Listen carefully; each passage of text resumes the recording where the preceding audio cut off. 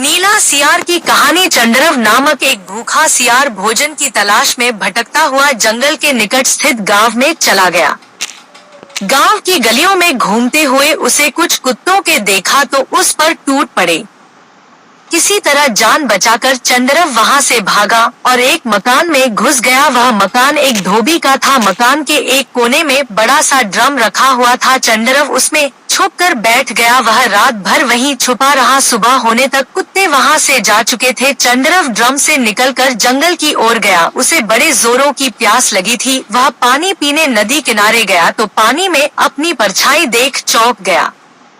उसका रंग नीला हो चुका था। रात में वह जिस ड्रम में छुपकर बैठा था उसमें धोबी ने नील घोला हुआ था। उस नील का रंग चंद्रव के शरीर पर चढ़ गया था। पानी पीकर जब वह जंगल में पहुंचा तो दूसरे जानवर उसे देख डर गए। नीले रंग का विचित्र जानवर उन्होंने कभी नहीं देखा था। वे डर के मारे भागने लगे। चंद्रव ने जानवरों को भयभीत देखा तो बड़ा खुश हुआ। उसके दिमाग में जानवरों को मूर्ख बनाकर जंगल का राजा बनने का विचार कौन था। उसने भागते हुए जानवरों को रोका और उन्हें अपने पास बुलाकर बोला, मित्रों, मुझसे मत डरो, मैं ब्रह्मा जी का दूत हूँ। उन्होंने मुझे तुम लोगों की रक्षा के लिए भेजा है। इस जंगल का कोई राजा नहीं है। अब से मैं तुम्हारा राजा हूँ।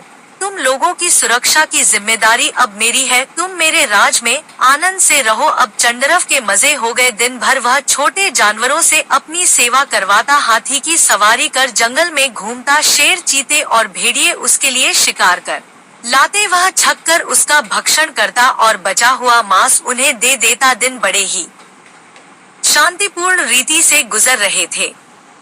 लेकिन झूठ आखिर कितने दिन छुपता। एक न एक दिन असलियत बाहर आनी ही थी।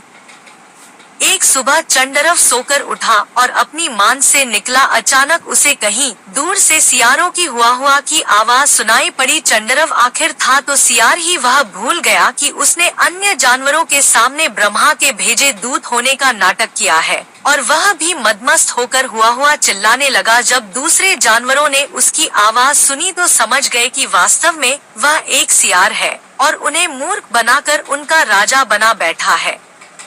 सब उसे मारने के लिए उसके पीछे दौड़े। चंद्रव ने भागने का प्रयास किया किंतु शेर चीते के पंजों से बच ना सका और मारा गया। सीख 1।